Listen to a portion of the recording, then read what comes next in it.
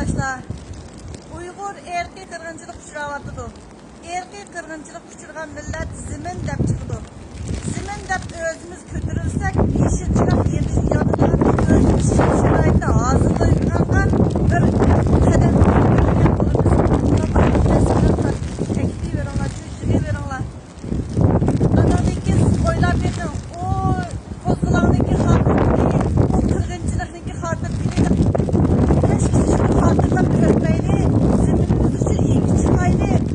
Bular sözler vardı, bular gibisin sözler vardı. Tarihimiz aslaylı. Bizde geldi hep bir neslim baş tassak. Oy bir